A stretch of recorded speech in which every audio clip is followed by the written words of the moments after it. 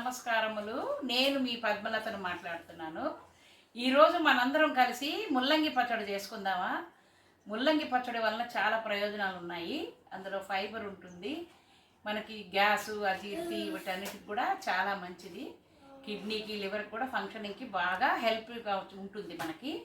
కాబట్టి ఈ పచ్చడిని ఈరోజు మనం చేసుకొని తిందాము రండి.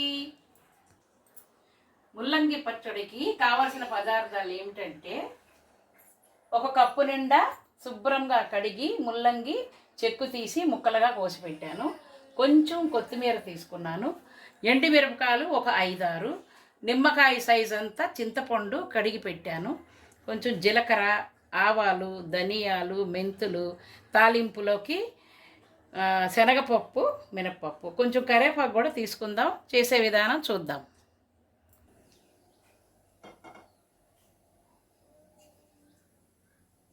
ముందుగా ప్యాన్ పెట్టి 1 స్పూను ఆయిల్ వేసుకుందాం.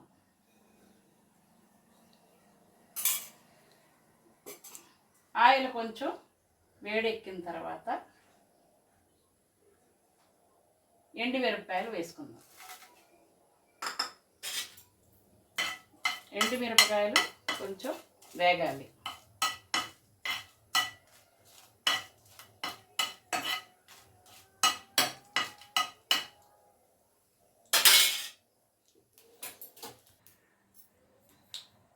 ఎండుమిరపకాయలు ఏగుతున్నాయి. ఇందులోకి 1 స్పూను ధనియాలు వేయాలి. ఇవి కూడా కలపాలి బాగా.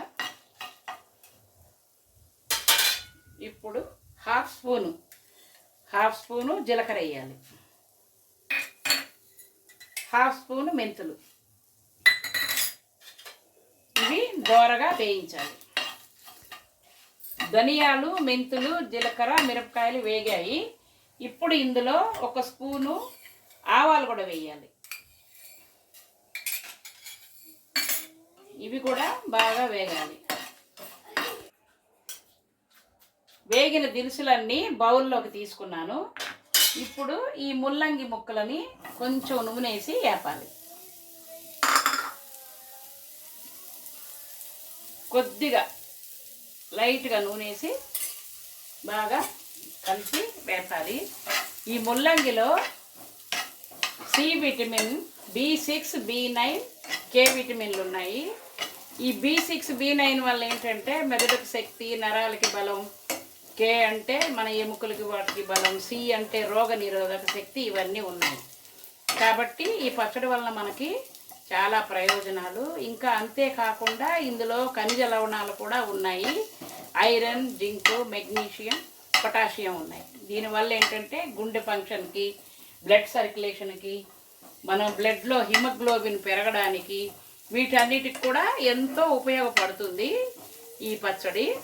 అందుకనే మనం ఈ పచ్చడిని చేసుకొని తినాలి. ముల్లంగి బాగా వేగిపోయింది, నూనెలో చక్కగా ఎర్రగా వేగింది. దానివల్ల ఏంటంటే ముల్లంగిలో ఉండే స్మెల్ పోతుందన్నమాట. ఇప్పుడు బాగా వేగిన ఈ దినుసులు ఉన్నాయి కదా, ఆవాలు, మెంతులు, జీలకర్ర, ధనియాలు, ఎండుమిరపకాయలు, ఇవన్నీ బౌల్లో వేసుకోవాలి. మిక్సీ బౌల్లో వేసుకొని మనం దీనికి అనుగుణంగా రుచికి తగినంత విధంగా సాల్ట్ వేసుకోవాలి. ఇప్పుడు ఇది గ్రైండ్ చేసుకోవాలి. గ్రైండ్ చేసుకున్నాక మళ్ళీ నేను చూపిస్తాను. వేపిన దినుసులన్నీ మిక్సీలో వేసి పౌడర్ చేసాము. ఇప్పుడు మనము నానబెట్టుకున్నాము చింతపండు, ఇది ఇందులో వేసేయాలి. ఇందులో వేసి ముందు గ్రైండ్ చేయాలి. చేసిన తర్వాత ఈ ముల్లంగి వేగిన ముక్కలని వేసి మళ్ళీ మొత్తం మిక్సీలో గ్రైండ్ చేయాలి. ఇప్పుడు చింతపండు కూడా వేసి మిక్సీలో వేసాను. ఇది కూడా గ్రైండ్ అయింది. ఇప్పుడు మనం వేపి పెట్టుకున్న ముల్లంగి ముక్కలని ఈ మిక్సీ గిన్నెలో వేసి మళ్ళీ పేస్ట్ చేయాలి మొత్తాన్ని.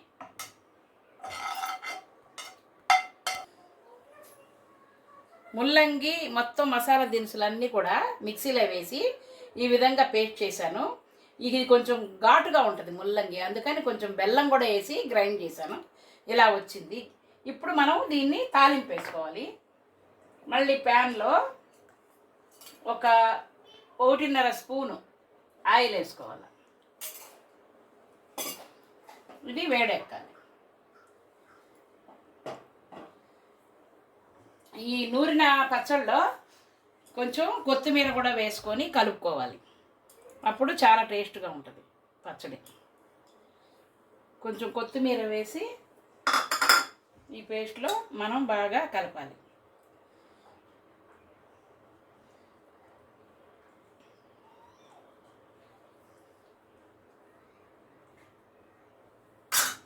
ఇప్పుడు నూనె కాగినట్లుంది. ఒక్క ఎండుమిరపకాయ ముక్కలు చేసి ఇందులో వేయాలి. కొద్దిగా ఆవాలు, కొద్దిగా జీలకర్ర,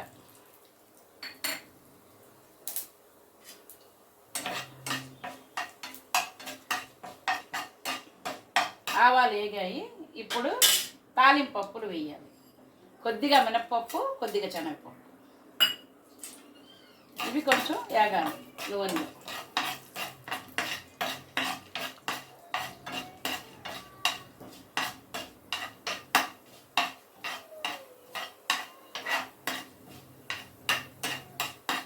పచ్చడి చేసిన తర్వాత ఈ తాలింపు వేస్తేనే మరింత టేస్ట్గా ఉంటుంది.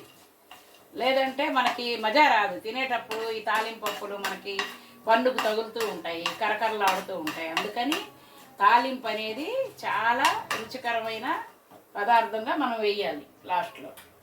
ఇప్పుడు పప్పులు వేగాయి. వెలిసిన వెల్లుల్లిపాయలు ఒక 5-6 తీసుకున్నాను. ఇవి కూడా వేగాలి. ఒలిచిన వెల్లుల్లిపాయ రేఖలు ఒక 6 వేసుకున్నాను. ఇప్పుడు కడిగిన కరివేపాకు రేఖలు కొన్ని వేస్తున్నాను. ఇవి కూడా బాగా వేగాలి.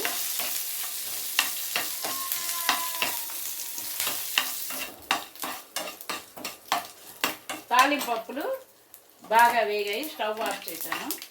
ఇప్పుడు ఈ వేగిన తాలింపు పప్పులన్నీ ఈ పచ్చడిలో వేసేయాలి.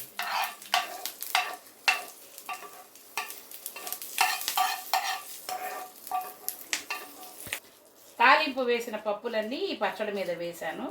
ఇప్పుడు కరివేపాకు, కొత్తిమీర, తాలింపు పప్పులు ఇవన్నీ కలుపుకొని మనము అన్నం తీసుకొని అన్నంలో వేడివేడి అన్నంలో నెయ్యి వేసుకొని తింటే ఈ ముల్లంగి పచ్చడి ఆ రుచే వేరు. రండి అందరు ఎమ్మిగా పచ్చడి తిందాం.